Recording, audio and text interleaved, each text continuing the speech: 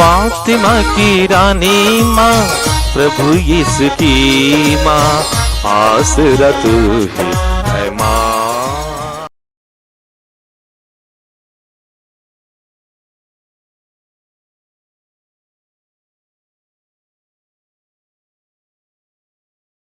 पहला पाठ नबी यिर्मयाह का ग्रंथ, अध्याय 23, पद संख्याएं 5 से 8 तक।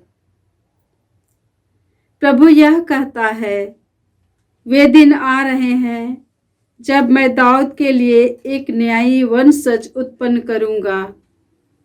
वह राजा बनकर बुद्धिमानी से शासन करेगा और अपने देश में न्याय और धार्मिकता बनाए रखेगा।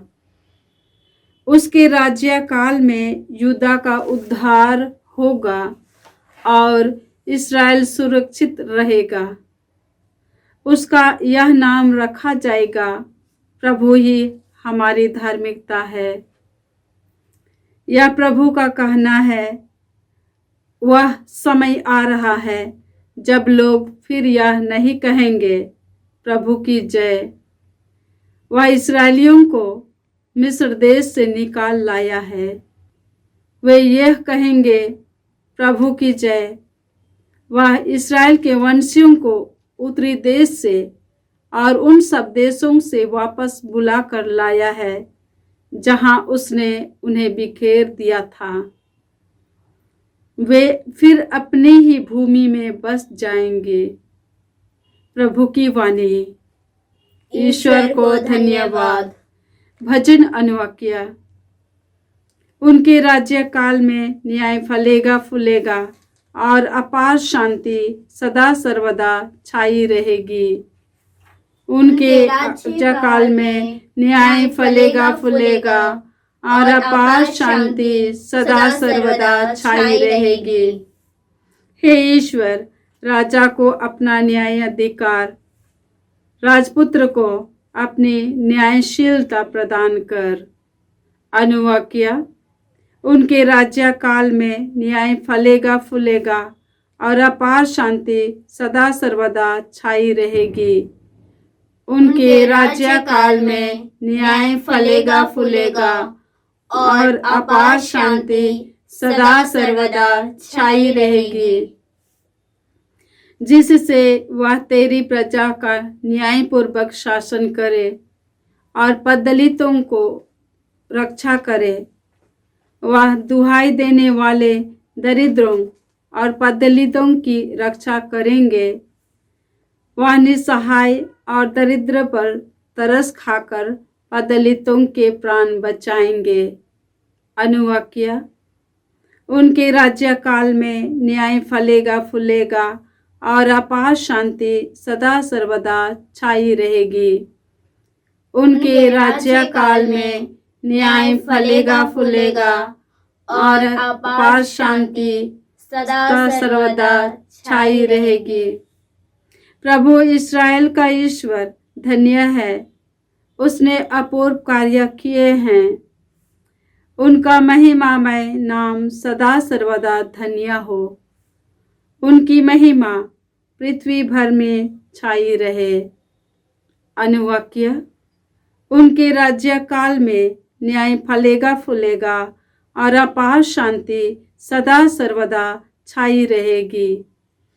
उनके राज्यकाल में न्याय फलेगा फूलेगा और अपार शांति सदा सर्वदा छाई रहेगी। जय घोष। हालेलुया। इस्राएली वंश के शासक, तूने सिनाई पर्वत पर मूसा को संहिता दी है। तू अपना दाहिना हाथ पसार कर हमें बचाने आने की कृपा कर। हालेलुया। प्रभु आप लोगों के साथ हो और आपकी आत्मा के साथ। संतमती के अनुसार प्रभु यीशु ख्रीस्त का पवित्र सुसमाचार। हे प्रभु तेरी महिमा हो। अध्याय 1 पद संख्याएं 18 से 24। मसीह का जन्म इस प्रकार हुआ। उनकी माता मरियम की मंगनी योसेफ से हुई थी, परंतु ऐसा हुआ कि उनके एक साथ रहने से पहले ही मरियम पवित्र आत्मा से गर्भवती हो गई। उसका पति जोसेफ उसे चुपके से त्याग देने की सोच रहा था, क्योंकि वह धर्मी था और मरियम को बदनाम नहीं करना चाहता था। वह इस पर विचार कर ही रहा था कि उसे स्वप्न में प्रभु का दूत यह कहते हुए दिखाई दिया कि जोसेफ, दाऊद की संतान, अपनी पत्नी मरियम को अपने यहाँ लाने से नहीं डरे, क्योंकि उनके जो गर्भ है वह पवित्र आत्मा से है।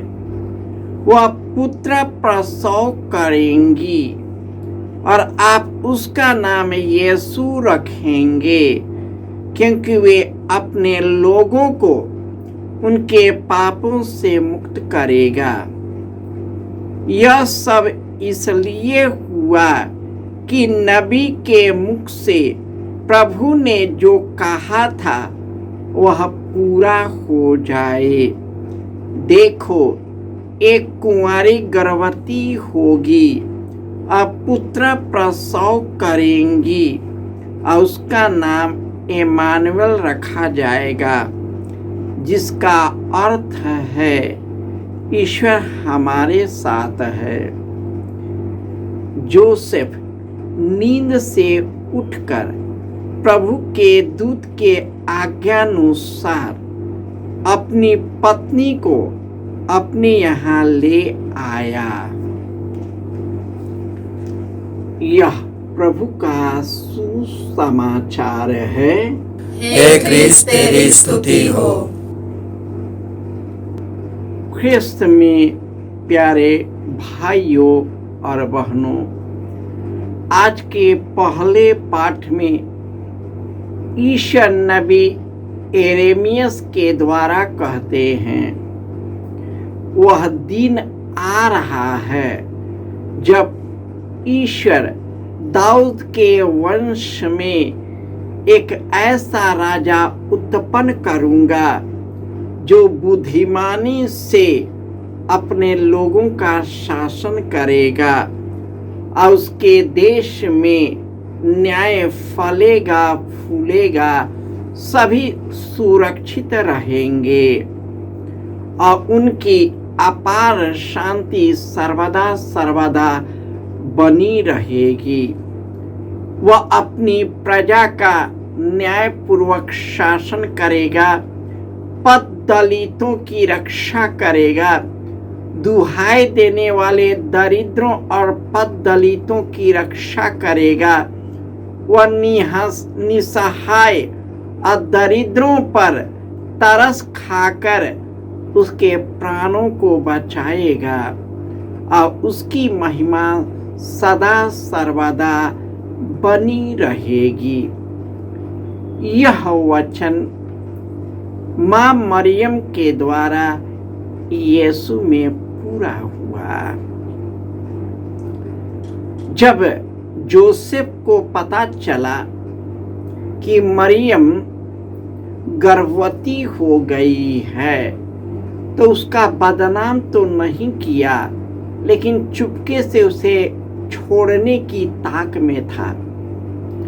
परंतु स्वर्गदूत उससे बताया कि वो जो गर्भ है पवित्र आत्मा से है, ईश्वर की इच्छा से है। वह मुक्तिदाता यीशु सबों का उद्धार करेगा। यह जानकर जोसेफ उसे पत्नी के रूप में अपने यहाँ लाता है, उसकी देखरेख करता है।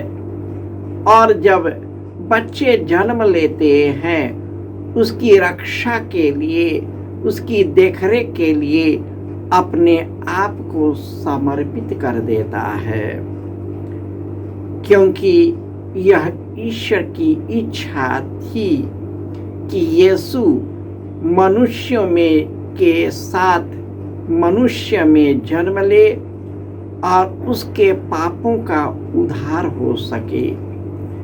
यह हमारे लिए बहुत ही खुशी और आनंद की बात है कि हम पापी होते हुए भी ईश्वर ने हमें इतना प्यार किया कि अपने पुत्र को हमारे लिए अर्पित किया, ताकि जो कोई उसमें विश्वास करे उसका सर्वनाश न हो बल्कि अनंत जीवन प्राप्त कर सके। प्रभु यीशु मानवीय शरीर में जन्म लेकर उन्होंने मानव के जन्म को शुद्ध किया, मानव की सृष्टि को शुद्ध कर दिया, हमारे सब पापों से मुक्त कर दिया और अपने जीवन, मिशन कार्य, अपना दुख भोग, मृत्यु और पुनरुत्थान के द्वारा हमें अनंत जीवन से भर दिया है, जो ईश्वर का राज्य सदा सर्वदा बना रहेगा।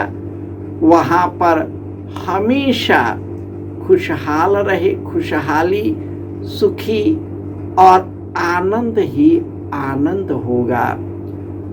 आज हम लोग आगमन के तीसरे सप्ताह में प्रवेश कर गए हैं। यीशु के जन्मोत्सव की तैयारियां हम कर रहे हैं, ताकि अपने हृदय और मन को शुद्ध करे, ताकि जो यीशु 2000 वर्ष पहले जन्म लेकर हमारा उद्धार किया है, वे हमारे जीवन में जन्म ले सके, ताकि हम भी उनके जैसे जो मिशन कार्य सौंपा है उसी को करने के लिए सक्षम हो सके। जय यीशु।